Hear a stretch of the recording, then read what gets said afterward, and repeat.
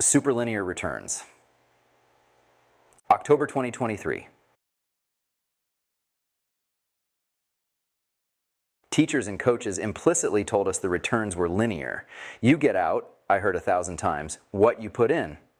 They meant well, but this is rarely true. If your product is only half as good as your competitors, you don't get half as many customers. You get no customers, and you go out of business.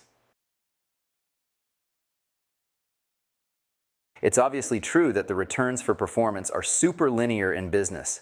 Some think this is a flaw of capitalism, and that if we change the rules, it would stop being true. But superlinear returns for performance are a feature of the world, not an artifact of rules we've invented. We see the same pattern in fame, power, military victories, knowledge, and even benefit to humanity. In all of these, the rich get richer. You can't understand the world without understanding the concept of superlinear returns. And if you're ambitious, you definitely should, because this will be the wave you surf on. It may seem as if there are a lot of different situations with superlinear returns. But as far as I can tell, they reduce to two fundamental causes: exponential growth and thresholds. The most obvious case of superlinear returns is when you're working on something that grows exponentially. For example, growing bacterial cultures. When they grow at all, they grow exponentially. But they're tricky to grow, which means the difference in outcome between someone who's adept at it and someone who's not is very great. Startups can also grow exponentially, and we see the same pattern there. Some manage to achieve high growth rates. Most don't. And as a result, you get qualitatively different outcomes. The companies with high growth rates tend to become immensely valuable, while the ones with lower growth rates may not even survive. Y Combinator encourages founders to focus on growth rate rather than absolute numbers. It prevents them from being discouraged early on when the absolute numbers are still low. It also helps them decide what to focus on. You can use growth rate as a compass to tell you how to evolve the company. But the main advantage is that by focusing on growth rate, you tend to get something that grows exponentially. YC doesn't explicitly tell founders that with growth rate, you get out what you put in, but it's not far from the truth. And if growth rate were proportional to performance, then the reward for performance P over time T would be proportional to Pete. Even after decades of thinking about this, I find that sentence startling. Whenever how well you do depends on how well you've done, you'll get exponential growth. But neither our DNA nor our customs prepare us for it. No one finds exponential growth natural. Every child is surprised the first time they hear it by the story of the man who asks the king for a single grain of rice the first day and double the amount each successive day. What we don't understand naturally, we develop customs to deal with, but we don't have many customs about exponential growth either, because there have been so few instances of it in human history. In principle, herding should have been one. The more animals you had, the more offspring they'd have. But in practice, grazing land was the limiting factor, and there was no plan for growing that exponentially.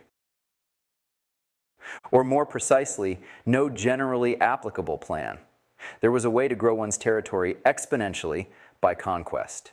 The more territory you control, the more powerful your army becomes, and the easier it is to conquer new territory. This is why history is full of empires, but so few people created or ran empires that their experiences didn't affect customs very much. The emperor was a remote and terrifying figure, not a source of lessons one could use in one's own life. The most common case of exponential growth in pre-industrial times was probably scholarship. The more you know, the easier it is to learn new things. The result, then as now, was that some people were startlingly more knowledgeable than the rest about certain topics. But this didn't affect customs much either. Although empires of ideas can overlap, and there can thus be far more emperors, in pre-industrial times, this type of empire had little practical effect. That has changed in the last few centuries. Now, the emperors of ideas can design bombs that defeat the emperors of territory. But this phenomenon is still so new that we haven't fully assimilated it. Few even of the participants realize they're benefiting from exponential growth or ask what they can learn from other instances of it. The other source of superlinear returns is embodied in the expression winner take all. In a sports match, the relationship between performance and return is a step function. The winning team gets one win, whether they do much better or just slightly better. The source of the step function is not competition per se, however. It's that there are thresholds in the outcome. You don't need competition to get those. There can be thresholds in situations where you're the only participant, like proving a theorem or hitting a target. It's remarkable how often a situation with one source of superlinear returns also has the other. Crossing thresholds leads to exponential growth. The winning side in a battle usually suffers less damage, which makes them more likely to win in the future. And exponential growth helps you cross thresholds. In a market with network effects, a company that grows fast enough can shut out potential competitors. Fame is an interesting example of a phenomenon that combines both sources of superlinear returns. Fame grows exponentially because existing fans bring you new ones. But the fundamental reason it's so concentrated is thresholds. There's only so much room on the A-list in the average person's head. The most important case combining both sources of superlinear returns may be learning. Knowledge grows exponentially, but there are also thresholds in it. Learning to ride a bicycle, for example. Some of these thresholds are akin to machine tools. Once you learn to read, you're able to learn anything else much faster. But the most important thresholds of all are those representing new discoveries. Knowledge seems to be fractal in the sense that if you push hard at the boundary of one area of knowledge, you sometimes discover a whole new field. And if you do, you get first crack at all the new discoveries to be made in it. Newton did this, and so did Dürer and Darwin.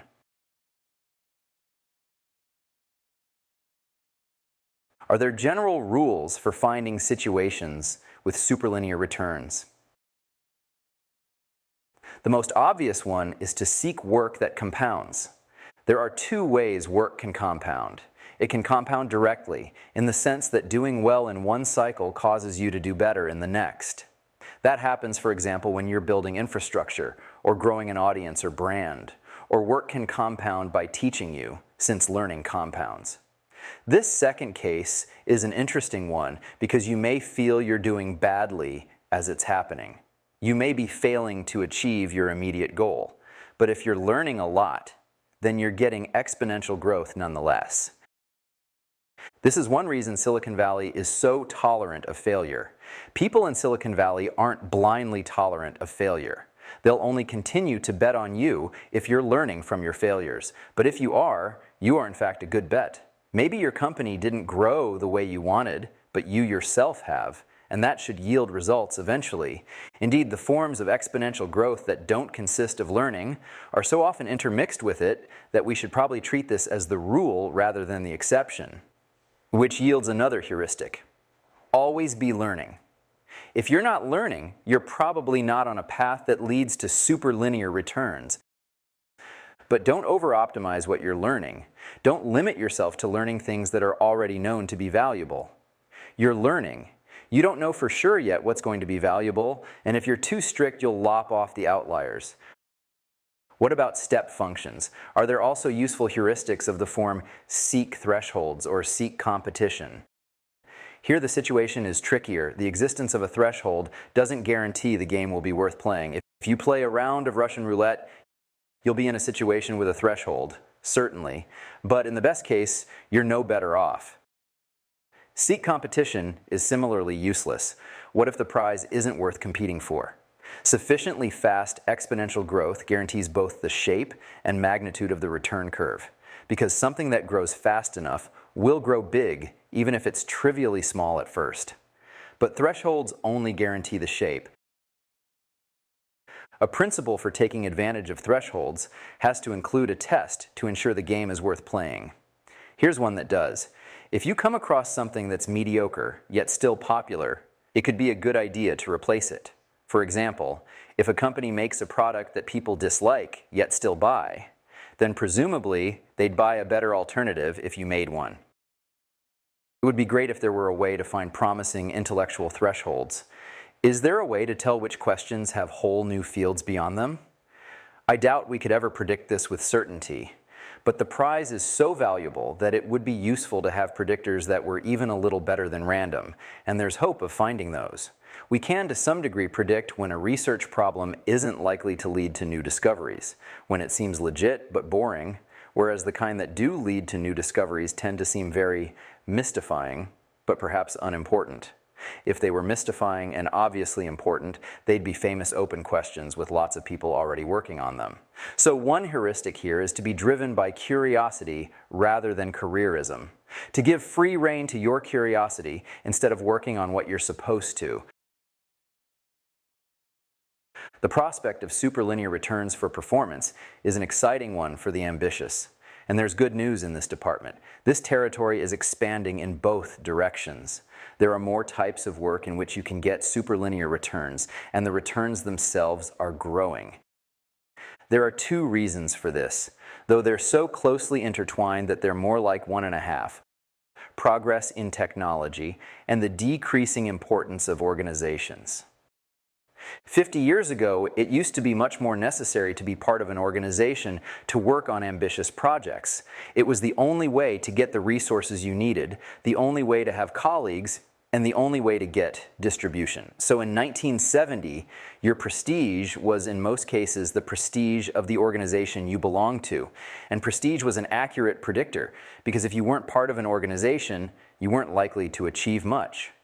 There were a handful of exceptions, most notably artists and writers, who worked alone using inexpensive tools and had their own brands. But even they were at the mercy of organizations for reaching audiences. A world dominated by organizations damped variation in the returns for performance, but this world has eroded significantly just in my lifetime. Now a lot more people can have the freedom that artists and writers had in the 20th century. There are lots of ambitious projects that don't require much initial funding and lots of new ways to learn, make money, find colleagues, and reach audiences. There's still plenty of the old world left, but the rate of change has been dramatic by historical standards, especially considering what's at stake. It's hard to imagine a more fundamental change than one in the returns for performance.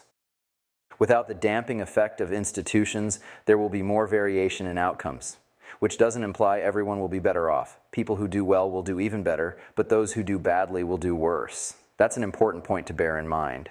Exposing oneself to superlinear returns is not for everyone. Most people will be better off as part of the pool. So, who should shoot for superlinear returns? Ambitious people of two types. Those who know they're so good that they'll be net ahead in a world with higher variation, and those, particularly the young, who can afford to risk trying it to find out. The switch away from institutions won't simply be an exodus of their current inhabitants. Many of the new winners will be people they'd never have let in. So the resulting democratization of opportunity will be both greater and more authentic than any tame intramural version the institutions themselves might have cooked up. Not everyone is happy about this great unlocking of ambition. It threatens some vested interests and contradicts some ideologies. But if you're an ambitious individual, it's good news for you. How should you take advantage of it?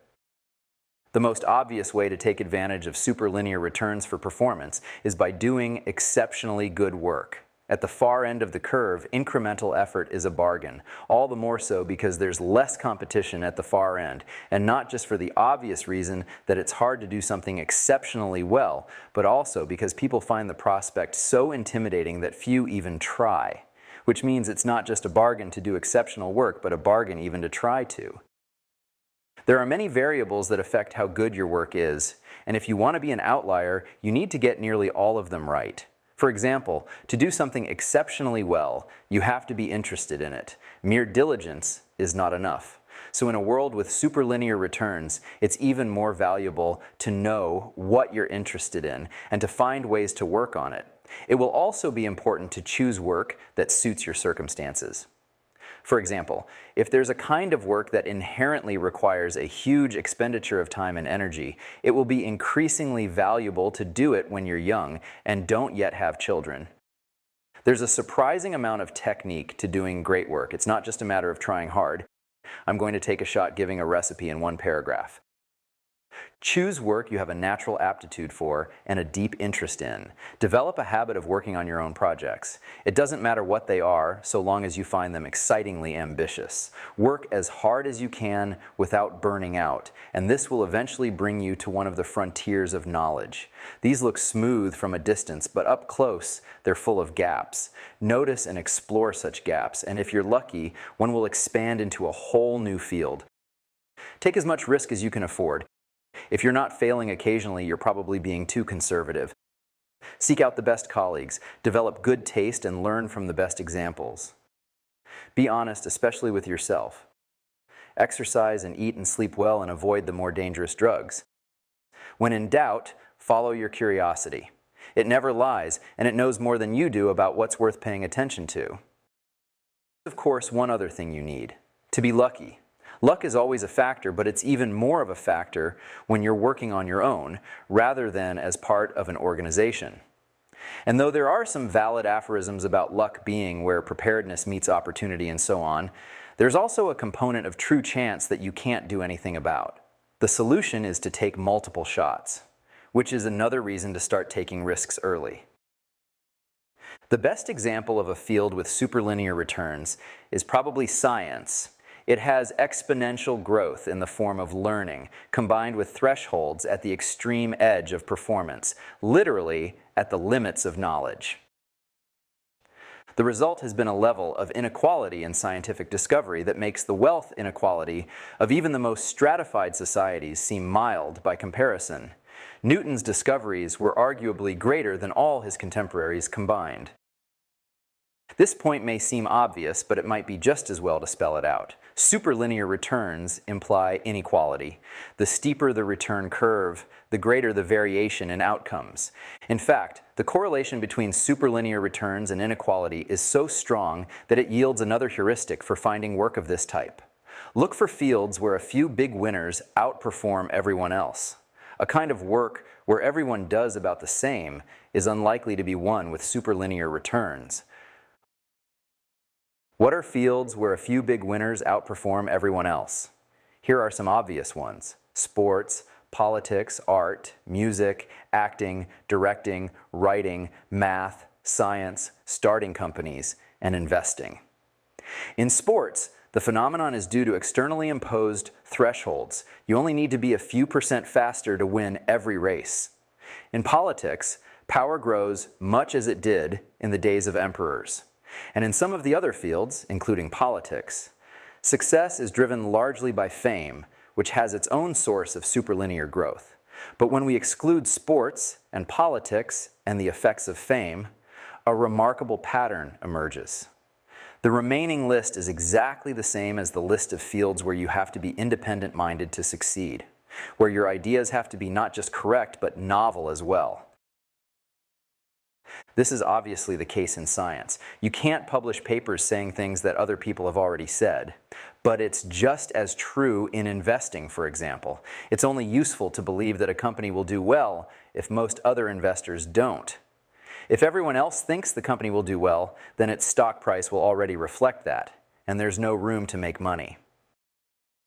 What else can we learn from these fields? In all of them, you have to put in the initial effort. Superlinear returns seem small at first. At this rate, you find yourself thinking, I'll never get anywhere. But because the reward curve rises so steeply at the far end, it's worth taking extraordinary measures to get there. In the startup world, the name for this principle is do things that don't scale. If you pay a ridiculous amount of attention to your tiny initial set of customers, ideally, you'll kick off exponential growth by word of mouth. But this same principle applies to anything that grows exponentially. Learning, for example. When you first start learning something, you feel lost. But it's worth making the initial effort to get a toehold, because the more you learn, the easier it will get. There's another more subtle lesson in the list of fields with superlinear returns, not to equate a work with a job.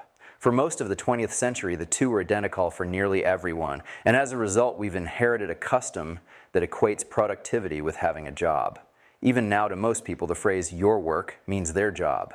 But to a writer or artist or scientist, it means whatever they're currently studying or creating. For someone like that, their work is something they carry with them from job to job, if they have jobs at all. It may be done for an employer, but it's part of their portfolio. It's an intimidating prospect to enter a field where a few big winners outperform everyone else. Some people do this deliberately, but you don't need to. If you have sufficient natural ability and you follow your curiosity sufficiently far, you'll end up in one. Your curiosity won't let you be interested in boring questions, and interesting questions tend to create fields with superlinear returns if they're not already part of one. The territory of superlinear returns is by no means static. Indeed, the most extreme returns come from expanding it. So while both ambition and curiosity can get you into this territory, curiosity may be the more powerful of the two. Ambition tends to make you climb existing peaks, but if you stick close enough to an interesting enough question, it may grow into a mountain beneath you.